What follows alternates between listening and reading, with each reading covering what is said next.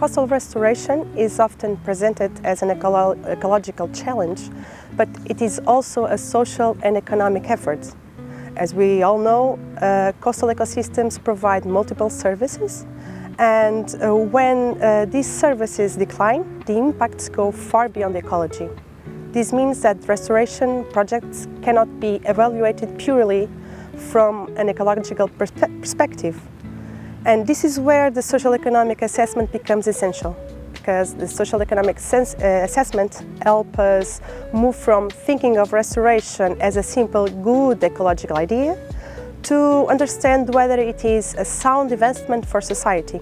It supports comparisons of alternatives, clarifies trade-offs, and makes it possible to design interventions that are not only ecological effective, but also socially meaningful and economically justified.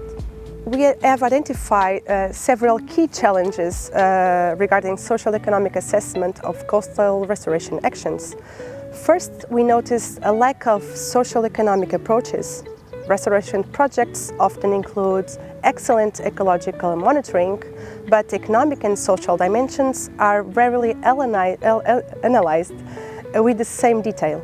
Second, there are major data gaps. Social, behavioral and economic information is often incomplete or unavailable, making it difficult to justify investments or compare different interventions. A third challenge is integration. Restoration affects several dimensions, and bringing all these dimensions together into a single assessment is quite complex. And finally, there is a clear need for assessments that can be scaled up. Policymakers need frameworks that can be applied not just to one pilot or to a specific place, but across regions and countries. Take the example of A-Aagora, that includes 8 solutions across 3 demonstration areas in Portugal, Ireland and Norway.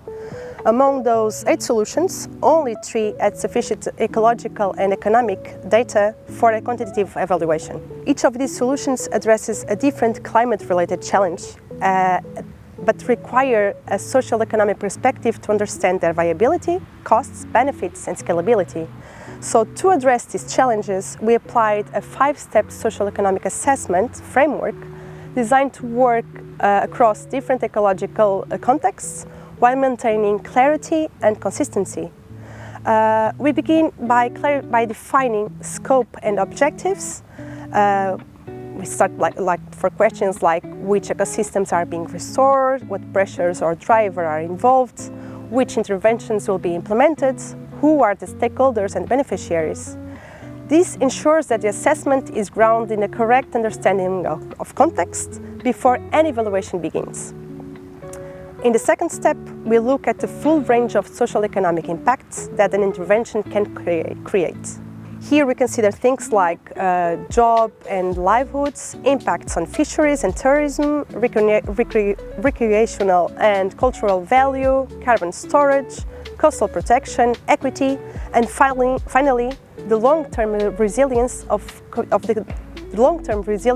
the communities. The goal of this step is to move beyond biology and capture all the social and economic outcomes that the restoration can generate. So in the third step, we bring all the data together. We combine quantitative information with qualitative insights from workshops, interviews and local knowledge. And whenever we can, we use local data because it reflects what is actually happening. And when local information is missing, we complemented it with evidence from global studies. Step 4 is really the heart of the assessment. Here we take all the ecological results and translate them into ecosystem services, and then bring together the quantitative data and the qualitative insights, and we explore different scenarios. These allow us to understand when an intervention creates net social benefits and under what conditions it performs well. And finally, we need to communicate. This part is quite important. We need to communicate results clearly. The goal is to make the information easy to understand and easy to use in real decision-making process. In Norway, where we assessed kelp forest restoration.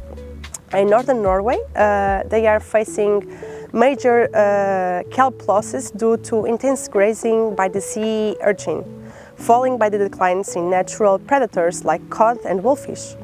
So we evaluated two types of interventions: direct urchin removal and predator recovery. And here the results were clear. Like low-cost urchin removal can be economically viable because it supports rapid kelp recovery.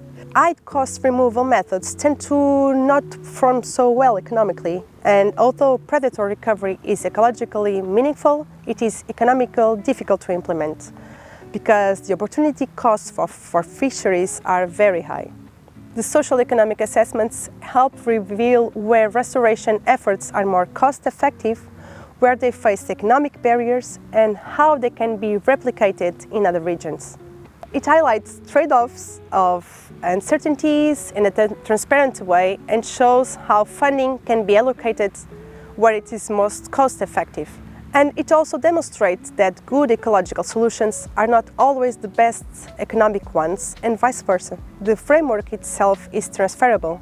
The exact numbers will be different from one side to the other, but the steps, like defining scope, identifying impacts, collecting data, integrating ecological and economic models, and communicating results, can be applied in many coastal contexts.